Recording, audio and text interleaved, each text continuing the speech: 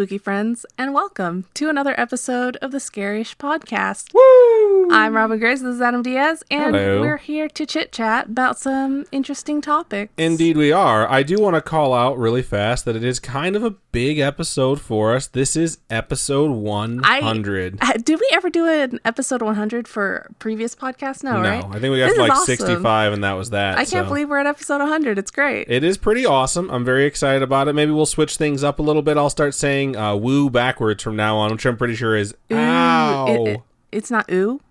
No. Ooh. No, it's just if you spell it backwards, I feel like it would be ow. So maybe we won't do that. But yeah, super excited. Thank you so much to everyone who has supported us to get us to 100 episodes. I will say the episode that's a really big milestone for me is episode 104. Because we are a weekly podcast, and at episode 52, that meant that we did a full year worth of podcasting, and we didn't miss an episode. And episode 104, knock on wood, if we get there without any interruptions, will be our second year anniversary, and there should be a huge milestone actually before that. So there's a lot of fun stuff coming up, and when that huge milestone is hit, I'm not going to say what it is now, but I am going to post about it, and I'm going to be pretty proud, and we're almost there. So All right. November is a pretty good month for the podcast, and I'm just very, very excited. So, Are you doing No Shave November? no, I'm gonna do No Nut November. Actually, it turns out that for however many views are on Pornhub videos, they're planting trees. Did you hear about that? They're actually planting trees to try and be part of reforestation. So I saw someone post a meme that's this is an actual real thing that Pornhub is doing. So, the more views that you put onto videos, the better it is for the environment. So they said, Nut for Nature November. Oh, my God. That's ridiculous. So who knows? I'm not sure what I'm going to participate in, but it'll probably be one of those. But yeah, thank you so much to everyone who listened to us. That was an odd tangent, but I guess you've come to expect those. That was really odd. Okay. But it's fun stuff. What are we going to be covering for episode 100, Robin? So this week I'm going to be covering a ghost ship since I haven't done one in quite a while. She stole it from my side of the list, so this is revenge for me taking whatever it was that I took from her the other week. You always take stuff from me. Not always, but it's happened before. Yeah, I'm going to be covering Astral projection, which I'm really excited about. In fact, it turned out to be a really good topic, and I'll tell you why she's saying, oh my gosh, when we get to my topic, because it originated from a weird place. All right. Any notes before we get into the episode, or no? We can just get into it? Yeah, I think we can just dive right in feet first. All right. Oh, just a reminder, if you folks are looking for the Homegrown Horror Storytime episodes are separate. Those are going to be stories of paranormal, supernatural experiences that all you spooky friends send to us, and we get to read back to all our spooky friends. So those are on our Storytime episodes. You can hear them all there.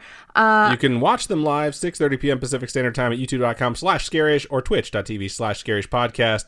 And if you want to send us your stories, email storytime@scarish.com or hit us up on any of our social medias. Fun stuff. All right, so I'm going to be covering The Flying Dutchman. Not to be confused with SpongeBob lore. I never would have confused it with SpongeBob lore. The first thing that comes into my mind is Pirates of the Caribbean and that Which one's the Flying Dutchman?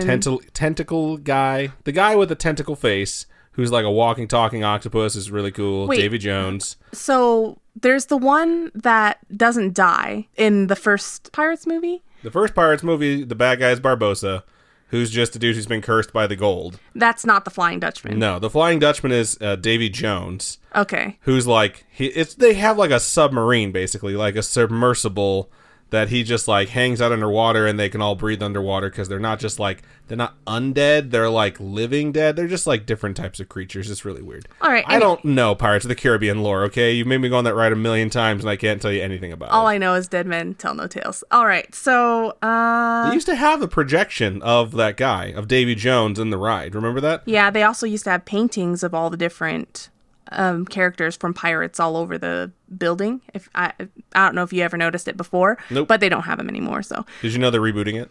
What? They're rebooting Pirates of the Caribbean. Not a joke, not an exaggeration, totally true. Why? Because they have 5 movies out there now, and they're I guess we just restart them again. And I guarantee you Johnny Depp will have cameos in them too. Oh my goodness. I can't even handle right now. Anyway, so back to Davy fuck, look what you've made me do. Back to the Flying Dutchman, okay? So back to the Flying Dutchman. The tale of the Flying Dutchman is said to have originated in the 17th century, but the first written evidence of the legend has been dated back to the late 18th century. So I guess probably word of mouth during the 17th century, and then 18th century, they're like, yeah, maybe we should actually write these stories down for future generations. It's kind of funny because if someone did make it up, it's like it took 100 years and then someone finally like wrote it down and put it into lore. And if that guy was still around, he's like, I totally made that shit up. That's amazing. I'm a meme. Anyway, so I don't remember if it is the oldest ghost ship legend, but it's a pretty old ghost ship legend. And there's no fancy technology with this one. Like there weren't steamboats. It wasn't like a passenger ship or anything like just that. Wood and like cloth, right? Yeah, it was just one of those regular ships, like from what's that, Sea of Thieves or something. Sea of Thieves. So it was just a ship that was fated to never return home and doomed to sail the oceans forever. Wow.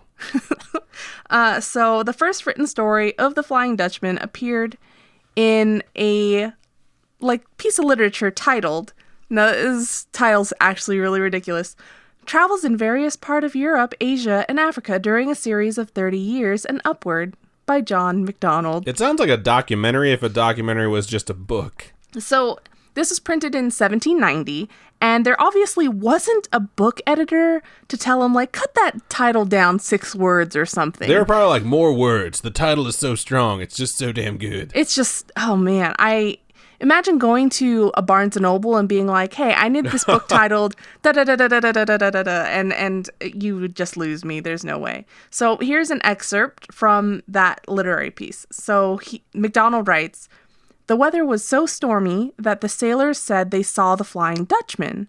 The common story is that this Dutchman came to the Cape in distress of weather and wanted to get into harbor but could not get a pilot to conduct her and was lost, and that ever since in very bad weather her vision appears.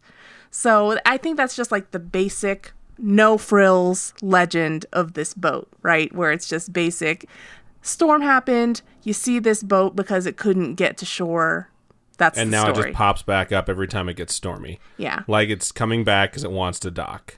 So here's an excerpt from a book titled A Voyage to New South Wales by George Barrington that was printed in 1795, so 18th century, right? It goes, I had often heard of the superstition of sailors respecting apparitions and doom, but had never given much credit to the report. It seems that some years since a Dutch man of war, which is what the boats were called, right, was lost off the Cape of Good Hope, and every soul on board perished. Her consort weathered the gale and arrived soon after at the Cape. Having refitted and returning to Europe, they were assailed by a violent tempest nearly in the same latitude. I love your voice. A violent tempest. In the night watch, some of the people saw, or imagined they saw, a vessel standing for them under a press of sail, as though she would run them down. One in particular affirmed it was the ship that had floundered in the former gale, and that it must certainly be her, or the apparition of her, but on its clearing up, the object, a dark thick cloud, disappeared. Nothing could do away the idea of this phenomenon in the minds of the sailors, and on their relating the circumstances when they arrived in port. The story spread like wildfire, and the supposed phantom was called the Flying Dutchman. From the Dutch, the English seamen got the infatuation, and there are very few Indiamen, which are probably the sailors that sailed for the trading company, the India East India Trading Company. But what has someone on board who pretends to have seen the apparition? So it's just this dude saying, like, yeah, there's this legend, but they're all pretending to have seen it. I don't believe that it's actually real. And he himself never actually saw it. He's just reporting, like, hey, these soldiers... This is the story. Yeah. And there's not a person on these boats that sails for this company that hasn't been like, yo, that's the Flying Dutchman. So this is the thing that sucks about landlubbers, is that they never believe sailors when they tell them that they saw shit. So when people back in the day were like, yo, we saw this giant sea creature with 8 arms and it tried to drag the boat under, they were telling the truth, and people were like, yeah, whatever, we'll draw a really big squid on a map or something. Really big squid on a map. I think squids have 10. They have more, yeah. Octopus have 8. I was really hoping you'd 10. let that one go by. I forget how much your eyes light up when I'm wrong about something, where you're like, I cannot wait to correct this motherfucker. Anyway, so there are a whole bunch of other literary works that mention a superstition of the Flying Dutchman, and then of it being circulated among all the sailors. And it's supposedly one of the worst possible omens, according to Sir Walter Scott. So if you see this ship, it's like, bad times ahead. So one of the origin stories of the Flying Dutchman begins with a Dutch galleon sailing from Amsterdam to the port of Batavia in Dutch East India, which apparently is somehow different from regular everyday East India. I don't know why. I don't know why it's Probably called Dutch because East the India. Dutch owned it. It was called the Vargald Vlaming, roughly translated to the Flying Fleming, then to the Flying Dutchman. The captain of the ship was Hendrik Vanderdecken and was wanting to fill the ship and kind of hurry up, head back to Amsterdam, whatever. So they reached the most dangerous part of the trek in record time. So they're super duper fast trying to get there, right? On the port side of the boat is a stretch of Africa known as the Skeleton Coast, which in and of itself sounds scary. Apparently this whole area was home to like the corpses of many a wrecked ship. And so that all these boats are wrecked along the shore. The south of the ship is the Cape of Storms, which is now known as the Cape of Good Hope, where the cold water of the Atlantic and the warm water of the Indian Ocean kind of come together, but where they come together, it's big, huge waves, and it's not an easy thing to go through. Right. And it's actually got a reputation as a dangerous shortcut. So apparently a lot of people go through there, but because of its unpredictable weather and the strong currents, and then all the rocks that are in that area, it's just a bad place to be. So it's so funny because like we fly everywhere nowadays, you know, and like knock on wood, there's no like shortcuts that are super dangerous in the sky unless you're talking about like the Bermuda Triangle. So it's so funny that there was so much you had to know about sailing back in the day, where it's like, yeah, it seems like it's a shortcut, but the waters are rough, there's rocks everywhere, and there's really shitty weather. So also pirates. I'm sure there are pirates around at some point. Yeah. So it's one of those things that we don't got to worry about anymore. So it's funny because I was reading a whole bunch of stuff, and there was one story about a Captain Phillips, and I was like, I can't put that in there. Look at me. Yeah, that's all I would think about. I am the captain now. Anyway, okay, so. Well, we're in airplanes now, so maybe this Flying Dutchman can actually fly, and people start seeing it in the sky. Oh my god. Sandcastles in the sand. That's all I've been thinking about all weekend. My friend mentioned like the going to the mall song, and now all I can think of is sandcastles go in the sand. to the mall. All right, so this boat reaches a rocky area when a storm starts coming in, right? The galleon is tossed about in the storm. The crew is begging the captain, like, we got to get to safety. We got to hit a nearby port. Like, we can't stay out here. And the captain, wanting to get the cargo back to Amsterdam as soon as possible, refuses. Supposedly, he screams out, I will round this cape even if it takes me to doomsday, which is totally bullshit because no one survived, right? No one survived, and this is hearsay, legends, story making up things. It's always funny when no one survives and people are like, and this is exactly what happened. Right. It's like, how do you know that? Stop lying to me. Either way, it's just the captain being a douche. He thinks he can get through it, but the boat is ultimately lost. And again, like, you don't really know. This is all story, right? Also, the galleon is a type of ship. It's like a big, old school ship, not to be confused with Harry Potter money. Just so you know. That's funny. You know where I get most of my ship knowledge from? Warcraft 2 Tides of Darkness. No joke. Shout out to Blizzard. Really? Yeah. Well. At least for a couple of them. Another story has the cause of this ghost ship as a fight between the captain and a rebel group over the captain's decision to keep sailing. Captain Barbossa and Captain Jack Sparrow. Okay, so their fight results in the death of the rebel leader. And when I read that, I was like, Star Wars! Star Wars! The rebel leader? Yeah. This murder is what curses the Dutchman to sail for eternity with a group of dead men. And I think that's the thing that kind of is very similar to pirates, you know, with the ship of dead men forever. I hear that dead men tell no tales. I'm going to go ahead and say it again. A tale A tale that I am not a big fan of is the idea that one of the crew on board practiced satanic activities, and their belief led them to take the ship straight into the storm instead of turning back, and this is what curses the ship. So I'll give this one a 3 out of 10. Don't quite like that one. 3 out of 10, would not bang again, bang Yeah. on the head. Then, back on the head, yeah. Then there's the idea that the captain of the ship was a completely different person entirely. So there is one such person suggested named a Bernard Folk, or Foka. It's F-O-K-K-E, I don't Sounds like know. a real Faka. Yeah. That was a terrible joke. I'll be better.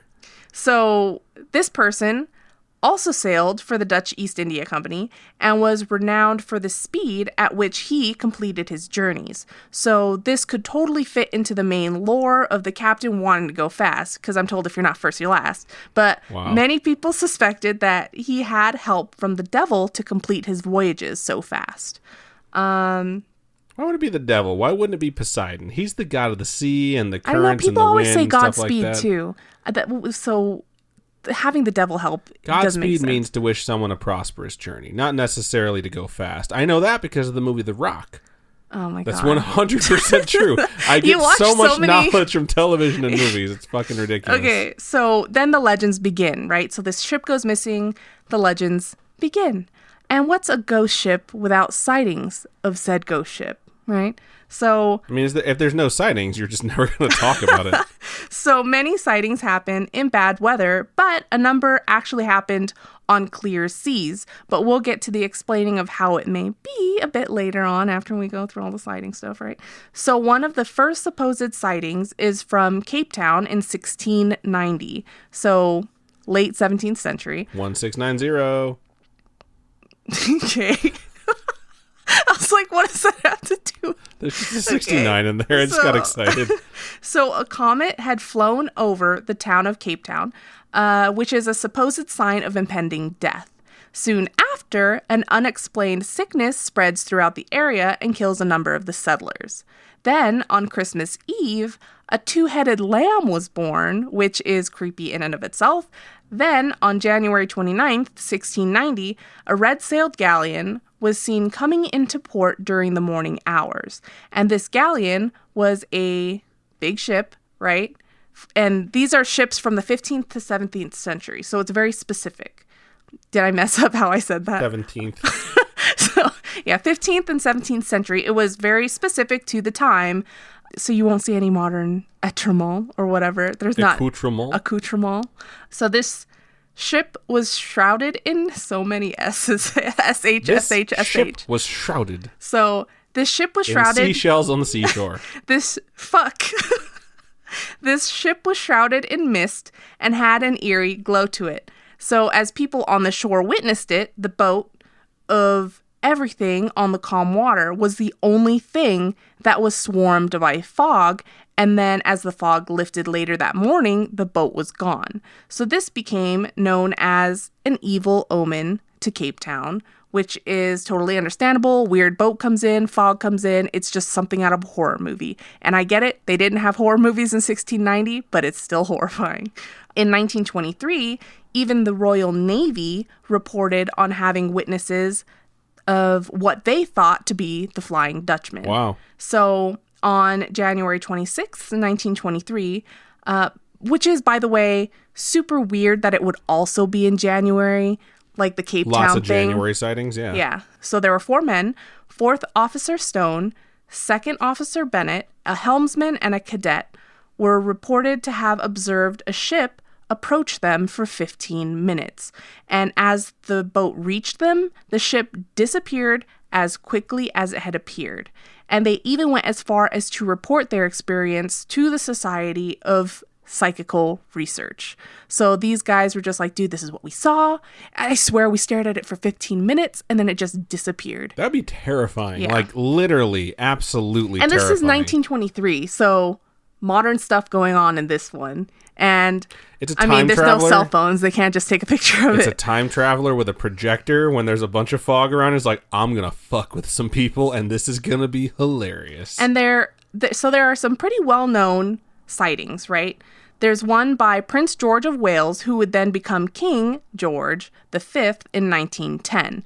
During the 3-year voyage in 1881 that he had with his brother Albert and then their tutor, John Neil Dalton, for whatever reason, a bunch of sources put their tutor's name in there completely, and I'm like, oh, that's pretty interesting. I'm sure there's a reason he's in there. So some sources say they were on the HMS Inconstant, and then some say it was the HMS Bashante. So no, I was thinking Incontinence. No. The HMS Piss Your Pants. But still, why you would name your ship Inconstant is weird.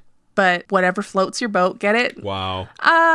Boat pun. We all got it, yeah. So, according to the Prince's Diary of the events, I love that movie.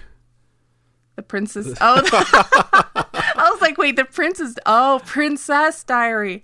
I freaking love that movie. I've never seen it. Oh, my You do this gosh. every time. You have to see it. This is like the third time I've mentioned that on this show. Okay, anyway, according to the Prince's Diary of the events, during the early hours of July 11th, 1881, off the coast of Australia between Melbourne and Sydney, he wrote, so, July 11th, at 4 a.m., the Flying Dutchman crossed our bows. A strange red light as of a phantom ship all aglow, in the midst of which light the masts, spars, and sails of a brig 200 yards distant, stood out in strong relief as she came up on the port bow, where also the officer of the watch from the bridge clearly saw her, as did the quarterdeck midshipman, who was sent forward at once to the forecastle. But on arriving there was no vestige nor any sign whatever of any material ship was to be seen either near or right away to the horizon. So he's saying, like, we sent a dude out there to check it out. When he got there was nothing. So it's like the ship approaches people, gets to the point where it's so close you would freak the fuck out, and then it just disappears. Right. And so the night was being clear and the sea calm. 13 persons altogether saw her.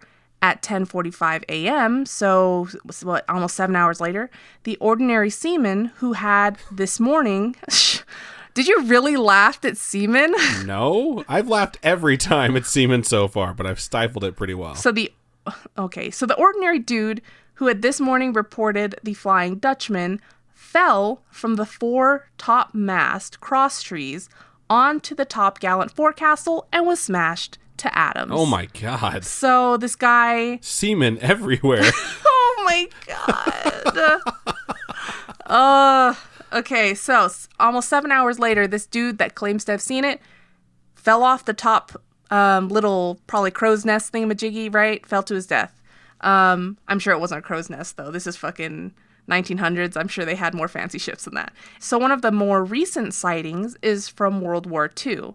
A German U-boat or submarine under the command of a Nazi Admiral Karl Donitz sighted the Flying Dutchman while traveling through the east of the Suez Canal. So it's still being seen, you know? Suez Canal? Suez Canal. Suez. Okay. Now, I think it's totally natural for people to try and explain a lot of these sightings as optical illusions, because like any other spooky, ghostly thing that people just can't explain rationally, they're like, your eyes are tricking you, your mind is tricking you, you know, it doesn't actually exist. But what if it's just a big old cover-up and these things actually exist and they're just like, no, you're cray-cray. A big old cover-up. Anyway, I want to believe. So the most common explanation for a large object out in an ocean like that would, of course, be a mirage. And today I learned about these mirages called Fata Morgana, or more complex, superior mirages. So it's like they took a bunch of upgrade points, put it into this ability, and made these super complex mirages. Their speed and their dexterity is terrible. So these mirages are seen in a narrow band above the horizon. I sent Adam a few pictures that he's going to post on Instagram later. So these mirages are seen in a narrow band above the horizon. These are the type where people claim to see like castles in the sky because of how things appear to be floating above the horizon. And then there's a lot of reflection of images and things like that. The way these form is when rays of light filter through layers of air at different temperatures warmer air being nearer to the surface, and then colder air further up. And apparently these images can change rapidly because it's all about air temperature and things like that, right? So as soon as a little thing changes, it's just gonna change up really quick with whatever movement of air, wind, or whatnot. Nature does its thing. I've seen lots of videos, GIFs, and pictures, and I can totally see this being the case for a lot of sightings, especially in a really clear weather type thing, because you just see really still water, and then out towards the horizon, you just see this ship or whatever object floating above the horizon. Right. And it's just so strange. There's a bunch of different ways that the light can play tricks with the horizon based off just like water temperature and air density. Like I was watching this documentary about what sunk the Titanic. Oh, and yeah. one of the things they talk about is the fact the that mirages. if the mirage is like set just right, it basically makes the water level look significantly higher than it is on the horizon. And because of that, and they measured it, and they're like, it was the exact perfect conditions for this to happen right where the Titanic was, and people actually called in and reported that they were having it happen before this hit. And so they, instead of having like all this warning time from like the guy on the top of the boat being like, oh shit, there's an iceberg, it would have been like 30 seconds. They literally would have had 30 seconds and be like, oh, we're all fucked. I hear a thing. They're going to do another Titanic. They're going to do the same. Oh, yeah, they're making the boat again. Are they really? Yeah. But are they actually doing it? I don't know if they're doing the same exact boat where they're going to have, like, you know, slaves below deck, but I'm pretty sure they're going to build a version of the Titanic again. Just, you know, spit in God's eye because people are fucking stupid. Oh, my gosh. Okay. So in 100 years, someone doing Scary-ish 2 will talk about all the lightning bolts that blew up Titanic 2. Okay. So the mirages are pretty cool, you know. I think that's a pretty good explanation of how you would see something like that. But the idea of it being a galleon or like Pirates of the Caribbean type boats, it seems odd because sometime in World War II, you're seeing these old galleon type boats. Yeah, that's really weird. Right. But then again, your mind kind of makes you see what your mind wants you to. So, and the legend's been around for so long. Like, if you start seeing an eerie boat approaching you, like maybe you think it's taking on that shape. Yeah. I don't know. And then there's another explanation called looming that I'd never heard of. And looming is apparently a form of refraction. So kind of like how the mirages work just a little bit.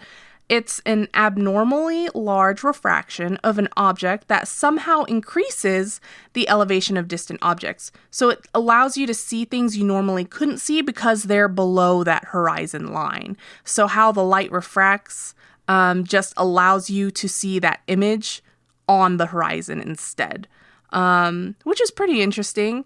And I could see that being kind of like the Titanic thing, right, where it's not supposed to be there or something like that.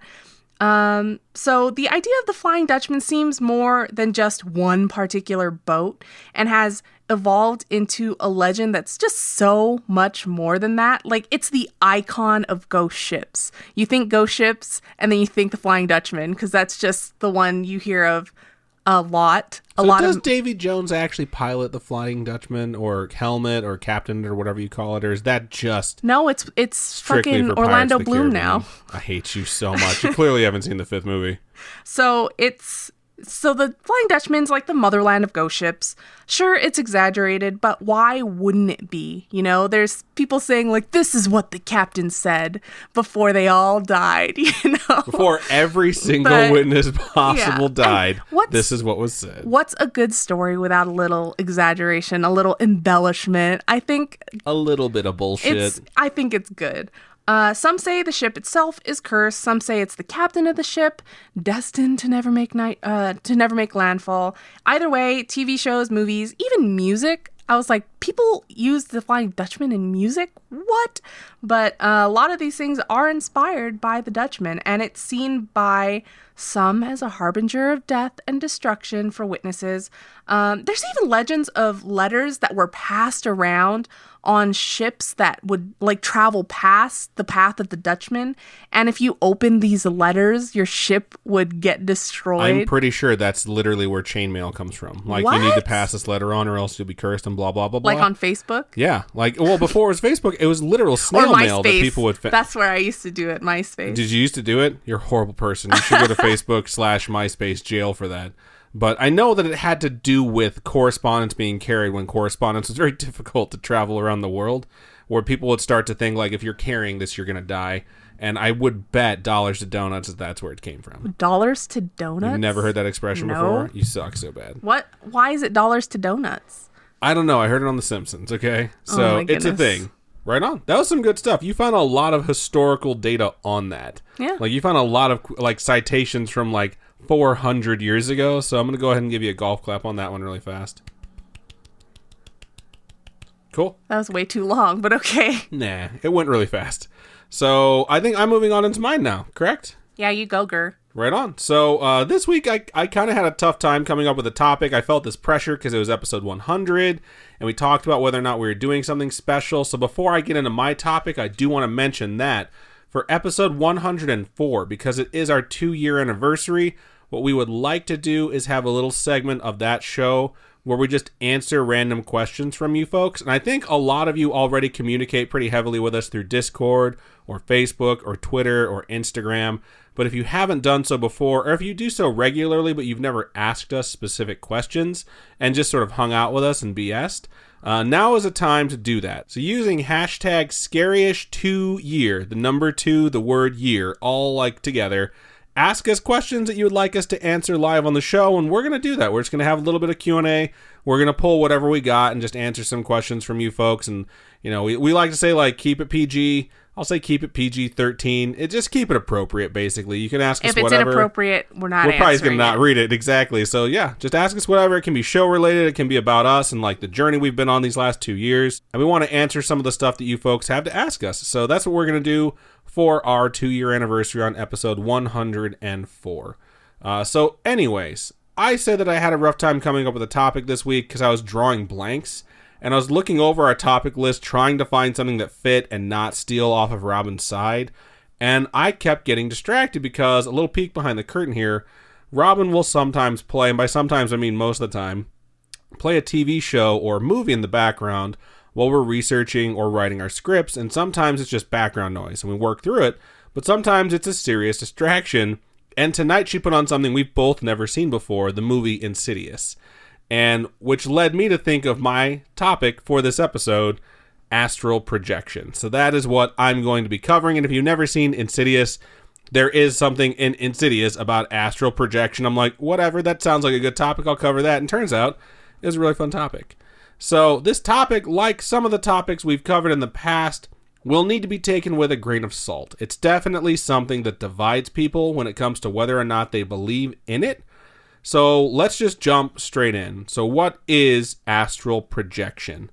Well, it's also known as out-of-body experience. That's what I always heard it called as a kid and growing up. Whenever I heard astral projection, I never quite knew what that meant. So now that I know, like as an adult, you know, I've heard that it is out-of-body experience, it makes more sense to me. I have watched So Weird. It's a Disney show. There was an episode about astral projection. So I knew about astral projection when I was pretty young. I watched that show a lot as a kid. Maybe I shouldn't have. I don't know.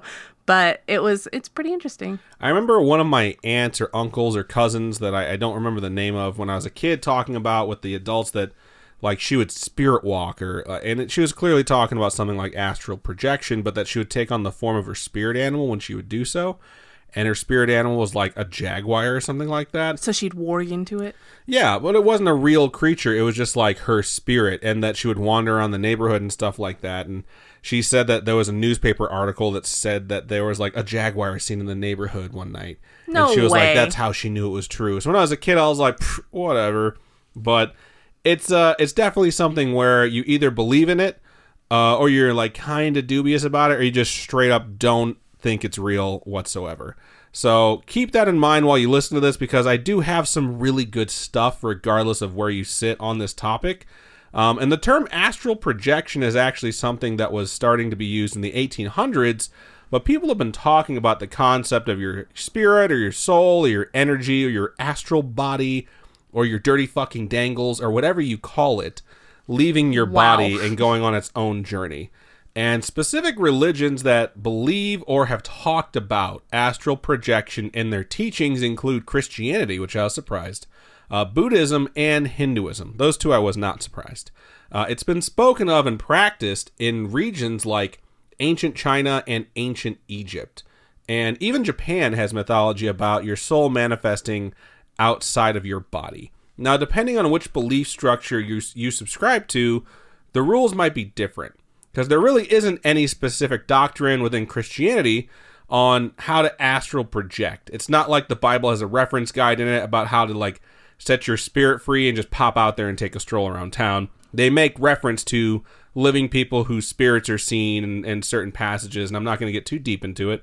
However, Buddhism does go into some detail about how to get there. Now, is it like meditating type stuff? Yeah, so like most of the stuff within Buddhism, I'm just going to quickly paraphrase Buddhism, and I'm doing it poorly for humor's sake. So basically what Buddhism practices is that existence itself is suffering, and the goal is to get past that mentally and physically to hit nirvana. So, and that's not me like bullshitting. There kind of is stuff that literally says that existence is suffering. So to do this, you take some steps to purify your body and your spirit, and through like meditation and things like that and purification, you can achieve these different levels along the way to enlightenment. Now, there's around 9 levels to do this. And before we go into the names of all these levels, let's just think of this in Dragon Ball terms, because that's just easier for me. Oh my god. Your first step is Super Saiyan 1, okay? Oh my god. We got that out there. We all know that Super Saiyan 1 is what's known as the basic bitch Super Saiyan. So, to keep things simple, let's just say there's 9 levels of Super Saiyan to match these 9 levels so we know what we're talking about. And I'm not going to get like super convoluted and do the thing where I name them a bunch of different shit because it's so hard to keep track. There's like SS God, SS Blue, SS Instinct, Berserker Saiyan, USSJ. It's so complicated. It's so hard to watch that damn show nowadays. It is, however, amazing. In Buddhism, one of the abilities you're supposed to be able to obtain once you hit Super Saiyan level 4, and I did that, and now you know exactly where you need to be, Super Saiyan level 4, is the ability for your spirit to leave your body and basically travel around. And there's talk of and writings of people that have hit this level of enlightenment that have become world travelers through astral projection and have actually kept up to date on world events by traveling the world with their spirit, which is crazy. And of course, there's no specific example I can give you where this has happened, just stating that people who were the Buddha at the time or who were the embodiment of Buddha were able to do things like this. So ancient Egyptians thought you could hover outside of your physical body but not take these super long trips, and it doesn't really specify how far you can get before you get stopped. The Chinese have Taoism, and they have this idea that you can create body energy through meditation and breathing. So with proper training and technique, it's feasible that you could charge up a special beam cannon despite it being wildly impractical in a battle on account of how long it takes to charge. But that said, you can also, using that technique, focus that energy and circulate it through your body. And this is supposed to allow you to take this energy and go cruise around town by projecting yourself out there. And that's the most descriptive way I could find of how you can actually astral project. What? It's just so ridiculous. Astral projection or my comparison to Dragon Ball Z? Comparison to Dragon Ball Z. Well, yeah. I mean, it is, but God, I wish it was real. I want to believe. So it's not just in Taoism that you can project yourself this way. It's that you can also project yourself into multiple places at the same time. And I just realized now while I'm reading this that I didn't have a reference to like Triform technique, which Piccolo uses to fight himself. And I'm so ashamed of myself for not hitting that. So it is a pretty cool rule set to subscribe to, the Taoism one, but it's kind of up to you. And now obviously, despite the fact that this is a bizarre topic that has existed for so long, there really isn't any set guidelines or rules that are universal throughout religion or region to achieve something like this and understand maybe what you're going to be facing. So it's for the most part pretty vague. Like you meditate, you focus, you visualize. It has something to do with energy or rising above. But however you get there, if you somehow astral project, it would be nice to know some of like the hard and fast rules. And the thing I find really interesting about astral projection is that even though there isn't a rule book, there are some warnings that come with it. So these are like... Are they from Insidious or? No, they're not from Insidious. But these are things that you can find if you're trying to research it on the internet like I just did. So the first is, as you can expect, don't drift too far away from your body. Because if you drift too far away from your body, you may not be able to find your way back to your body. And I'm going to get to the counterpoints to these after this. So if you're like, actually, I astral project and I never worry about that, just wait. I'll get there, okay? A bunch of the pictures that you will find online that are descriptions or depictions of astral projection or out-of-body experience consistently shows you being like literally tethered to your body through like a tube of spirit energy, basically. Imagine like a lifeline for an old-time scuba diver, or a breathing tube or whatever the hell they call the thing. Like if you go too far, it stretches too thin and it could possibly get dangerous or disconnected. And then, as they say in all of the religions all over the world, you would be fucked. You'd end up in the further. I hate you so much. Another thing you'll find warnings about is something that is more on the Christianity side of things, but I find it more commonly discussed when I'm researching astral projection, probably because most of the things that I'm seeing are being written by someone who is Christian or raised in a Christianic society. And what I'm, of course, referring to is that if your soul vacates your body to go wandering off, something else may try and get in, some form of possession. And that, coupled with the weakening of your bond to your body the further away you get, means that you should probably keep your home base guarded. So if you're going to astral project, like do it in a group, have one person protect home base while the other two fuck off. But the best way to take care of this is to just not wander off. Like if you're going to astral project, I guess just float around outside your body and then go right back in. But if you're going to do that, you might as well not astral project in the first place because it's just apparently dangerous. Okay. Now it really depends on which rule book you're going to play off of because no one knows this stuff. Plenty of people claim they do. A really good example is I found a website that stated very matter-of-factly that when you astral project, you are not at risk of evil or demonic forces invading your body. All you have to do is just seek protection from higher spiritual beings before you astral project and you'll be good. So basically like, yo, God or gods, can you protect me? I'm about to leave my body really fast. Yo, thanks. And then you can do whatever you want. In the same exact article, like 2 sentences later, it states that people with, quote, this is a quote, pre-existing heart conditions should avoid practicing astral projection as the shock of exiting the astral body outside of the physical may be too much for them to take and may even trigger heart failure. So like the higher spiritual beings will keep the demons at bay, but not the heart disease. Like you shouldn't have had all those cheeseburgers, astral projectors. That shit's on you. Wow. So before we get any further in depth with how long this has been around and how all these different people have thought of it and all these different rules, let's just go down a different path, all right? And let's just jump straight into it. Is this real? Well, probably not. And I say probably not also with a grain of salt because lots of folks out there claim to have had some sort of out-of-body experience. A lot of people do. And there are literally countless books and studies on this subject. And as time has gone on and technology has improved, we have been able to study astral projection or out-of-body experience in a bunch of different ways. And there were some pretty good ways that we were able to study it back in the day too. So there was this guy named Carlos Osis back in the 70s, the 1970s, who decided to run some experiments on astral projection. And he went and found himself a psychic named Alex Tanos, who said he was able to astral project. Spoiler alert for Alex is later on in his life, he died of a sudden heart attack, and I don't think he saw it coming, so he wasn't much of a psychic. Although I really didn't read too much into his life, so maybe he predicted it, and I'm totally fucking wrong. Did he die of a heart attack because he jumped out of his body and his heart couldn't take it? No, he died of a heart attack because he had chemotherapy, and it was a reaction to it. Oh. So, sad stuff. But, Rough anyways, times. The experiment was actually pretty cool. So, Carlos set up targets in specific remote locations. In fact, it was a single target in a specific remote location within whatever area that he was testing his subject.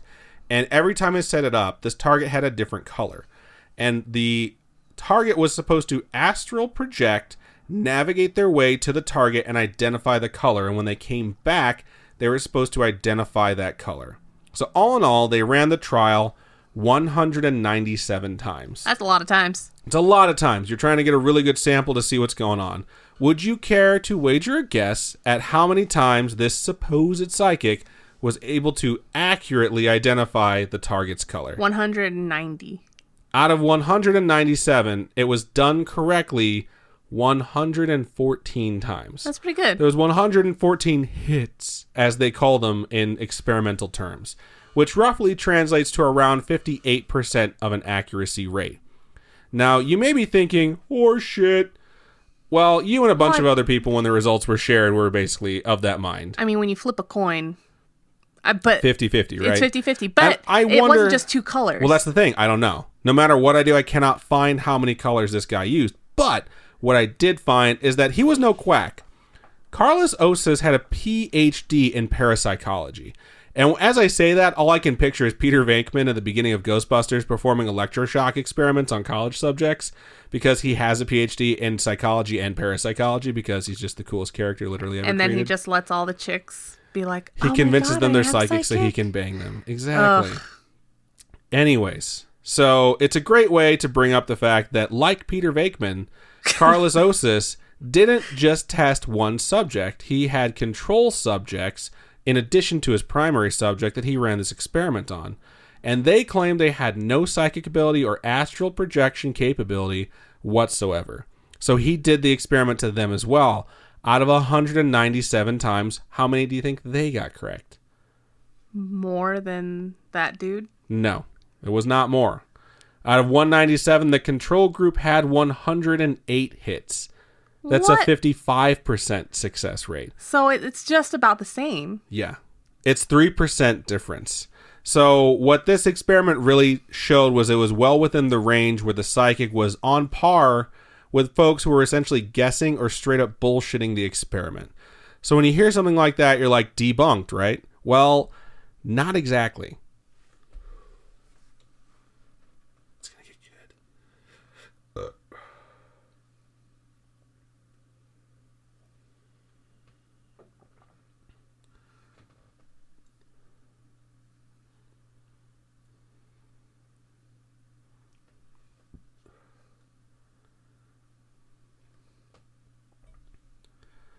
So a woman named Maria, okay, this is my second example, but my third one you're really going to like. But a woman named Maria was admitted to Harborview Medical Center in Washington State in April of 1977. She's a real person. This really happened.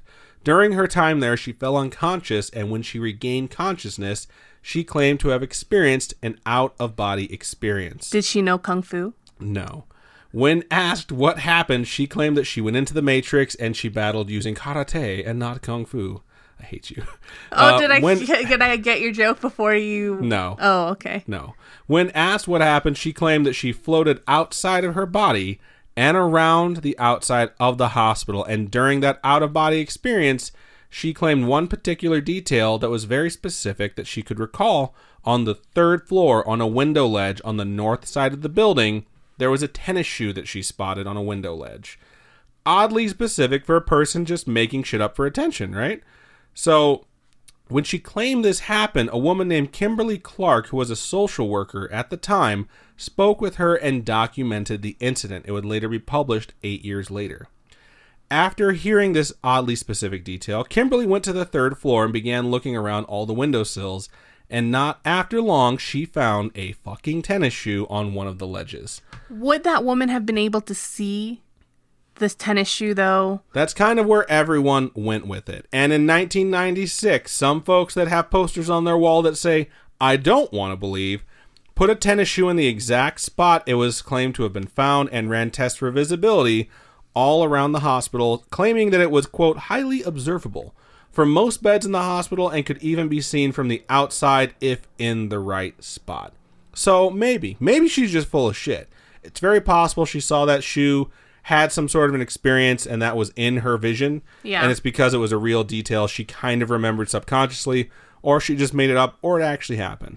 But that's not all. And now I'm on to my third one, and I think you're really going to like this one. And by that, I mean more. My fourth one. My fourth one's the one you're really going to like, but the third one's good too. Jeez. In 1966, there was a man named Dr. Charles Theodore Tart, or we're going to call him Dr. Pop-Tart. and he ran experiments at the University of California, Davis in their sleep lab. His subject was a woman known only as Miss Z, which is funny because it's a sleep lab. Sleep, yeah, I get it. Side note, it sounds like an elementary school teacher with a hard name to pronounce because they're always just like, just call me by my first initial. Yeah, we have some teachers who are just like, oh, call me Dr. K or whatever because their name is just so hard to pronounce. I had a Dr. K, I had a Dr. P, I had a Miss B, and I had a Miss T. So, like, those were, like, my teachers or professors throughout the years who had complicated names. So this experiment took place over 4 days, Monday to Thursday. They placed a number above her bed that she was supposed to be laying in that was not visible to her. From what I understand of this experiment, she would have had to get on a ladder and look past whatever it was that was blocking this number to see what it was, and they had her under 24-hour observation to make sure she did not do that. And this experiment was very simple. Lay in the bed, figure out what the number is by astral projection. She tried multiple times over the course of the experiment, with the machine she was hooked up to recording bizarre brainwave patterns during the time she claimed that she was astral projecting. So as she was trying to remove her spirit from her body to float up to see this number, the brainwaves that were measured were just bizarre. They had no idea. They were not used to seeing stuff like this. They were more reminiscent of something where someone's about to enter REM sleep where they have been sleeping for 4 or 5 hours. Yeah. But she was either semi-conscious or she had just fallen asleep, which meant that it should not have been happening. But on Wednesday, Miss Z projected her effing brains out, and the machines basically read a shrugging emoji because they're like, we don't know what's going on. When she was done projecting all over that room, they asked her how it went. She replied, 25132, which was the fucking number they placed above her bed. Wow. Confirmed she passed the test. That one is awesome. But here's one that's even better, and the one that Robin's really going to love, and I love. So you know how they say that animals can sense shit? Yeah. Someone decided to put that to the test in 1977. This one took place at Duke University. So some pretty strong universities were definitely into studying this. The subject was a guy named Stuart Hooray, who we will just call Stu, and his 2-month-old kitty cat named Spirit. Aww. Now, Spirit loved Stu, and they put them in separate rooms. Spirit was put into a cage. So I wrote Stu was put into a cage, but that isn't accurate. The cat was put into a cage. Okay. Spirit, as cats are known to do, fucking hated the cage. And the experiment was simple. Astral project from the other room and visit your cat. Now, during the experiment, when Stu attempted to project near his cat, Spirit would chill out and even behave as if it was seeing someone in the room, and it would stop meowing and relax. When Stu was not projecting, Spirit would be pissed off, trying to get out of the cage, and meowing like crazy, meowing a total of 37 times when Stu was not present. But when Astral Stu was present, the cat never meowed once. How do they know if he's projecting or not? Because they were timing it. They'd say, okay, begin. And they have 2 separate rooms and 2 separate observations. And while he was doing it, they would notice the difference in the behavior of the cat. The measurable behavior coupled with the timing of the projections from Astral Stu makes this experiment's results evaluated to be P equals 0.01.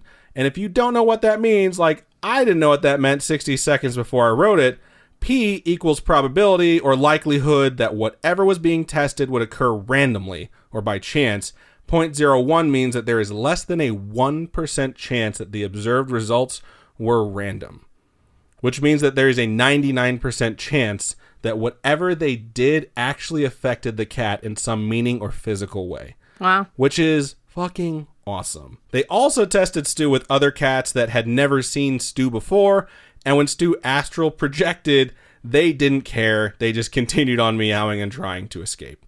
So there's your control group for that one.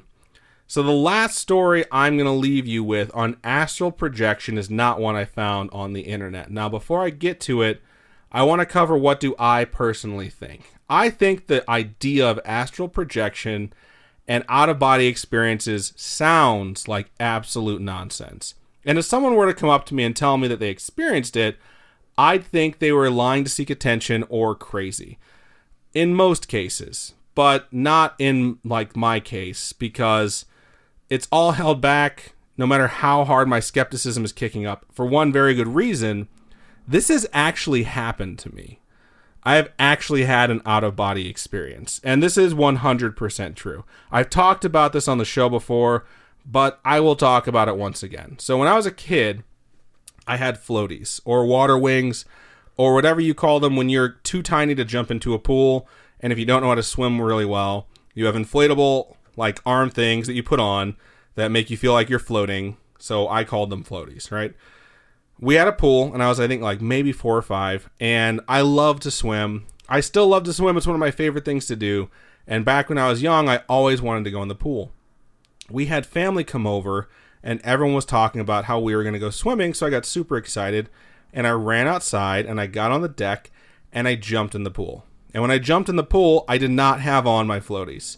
So I was immediately in panic mode, because I'm like, I don't know how to swim.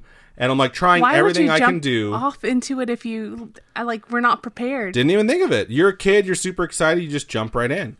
And so I'm in the middle of this pool because I just did a full running jump. And I'm not moving any closer to the sides of the pool. And I'm slowly sinking because I don't know what I'm doing. And my head goes underwater. I still distinctly remember it. One of my biggest fears to this day is drowning because of this. And I still have nightmares where I drown.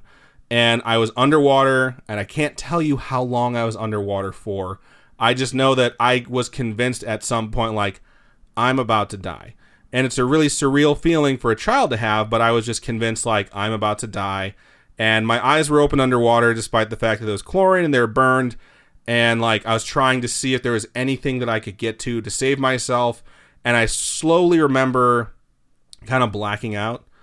And when I blacked out, what I saw clear as day was myself struggling to try and get above me. It was like I was like 5 feet in front of me looking at me. And it was like I was watching myself die. I swear to God, this isn't a joke. It's not hyperbole. It's not exaggeration. And I can still picture it like literally in my mind's eye, exactly what I looked like when I was struggling to just get above the water surface. And I saw that for, I can't tell you how long, but I remember seeing it very distinctly, and then I don't remember much, and then I remember suddenly being jerked out of the water by someone grabbing my wrist and just yanking me out as hard as they could, and pulling me back to the deck and throwing me on the deck. And that was my cousin Ryan. That's my older cousin Ryan, who is an EMT as an adult, so it's like, as a young kid, he was saving lives, which I think is super cool, and I've mentioned that on the show before, too. Yeah. But it's funny, because as I was going through this, it's something that, like, my fear of drowning is constant. Like, it will always be there. But where it came from, I forget a lot. Like, I forget that experience a lot of times, but when I remember it, it comes flooding back to me. Like, it is such a vivid memory. It's probably the most vivid memory of my childhood, is that happening to me. And so when I go through this, and I'm like my normal skeptical 34-year-old self, I'm like, whatever, bullshit. And I'm like, but yeah, that did happen. Like, and here's the thing about astral projection and whether or not it's real. I'm not going to speculate too hard on this one, because to me it is, you know, and it may just be quote unquote real to you, because the experiments that have been done recently with like real-time brain scans capture activity in the brain that is bizarre and unique to the phenomenon of out-of-body experiences or astral projection. For all intents and purposes, it appears to be a type of hallucination. And what you are experiencing is an actual experience. Like, your body goes through something, albeit created by your mind, and it is real to you. It's as real as any hallucination could be. And maybe what I saw was triggered by panic, or thinking I was about to die, or a deficiency of oxygen for the fact that I was underwater for so long. But, like, who knows? There are experiments where this activity was measured, and the knowledge the subject wasn't supposed to be able to obtain was obtained. But honestly, spooky friends, like, I'm a 100% believer on this one, even though it sounds ridiculous and it's so hard to believe in so many cases. And if you want to call me out on it, don't. Instead of adding me and saying something shitty, just post a shout out to my cousin who totally saved my life. # Ryan to the rescue. But yeah, that, my dear spooky friends, is astral projection. Cool. That's a crazy story. Yeah, it's true. It's not bullshit. It's 100% true. So I don't know. For me, the idea of astral projection kind of freaks me out, because I don't want spirits invading my body. I'm good. I wouldn't want to, like, actively leave my body, because I would kind of, if it works, then I would immediately be like, if this works, then other shit's out there. And if other shit's out there, I don't want it getting into my body. It's a temple. I want to keep it clean. I don't want to run into any red-faced demons. God, that movie sucks so bad. It's not as bad as most movies are, but it's definitely not a good horror movie. It was a pretty good, bad movie. It's good in the way that some of the practical effects were spooky, combined with like sound effects. We're talking about Insidious, by the way. Yeah, we're talking about Insidious. We were sitting there, and I would just be like, oh my God, that's absolutely horrifying. When we were watching, I was like, this red-faced demon is literally a guy in fucking face paint. Like, they couldn't spring for like more special effects than that, but it seemed relatively low budget. But yeah, so not trying to make a mockery of my own experience, but it is, I don't know. If you guys have experiences that you've gone through as well, feel free to share them. Like, I would prefer to hear people's out-of-body experiences, and even though I am skeptical, I definitely want folks to share it. So if you have a story like that, please email storytime@scarish.com or go to our website, scarish.com, and click on Contact Us. You can also go to our social media sites, facebook.com/scarishpodcast. Twitter is @scarishpod, and Instagram is @scarishpodcast. We want to hear from you. Robin, if folks want to donate us that money, how can they do so? You can donate at patreon.com/scarishpodcast. Those are monthly donations. We have tiers that start at $1. There's a whole bunch of different options. You guys can go through there. Check out all the posts. There's a whole bunch of different ones. And you can go to ko-fi.com/scarishpodcast. And those are one-time donations. Thanks to the donations that we've gotten there, we've been able to update a whole bunch of our studio setup and get a new computer and a whole bunch of stuff. So if you folks could please help us keep this going, that would be absolutely amazing. Agreed. So thank you so much to everyone who has supported us over the last 100 episodes. We hope you've enjoyed listening to us. We've definitely enjoyed talking. And it's really nice to know that people out there are listening. And we are too. So if you want to send us those emails, please do so. But I think that's everything we have for episode 100. So Robin, sign us out. Keep on creeping on, and we'll talk to you guys later. Bye-bye.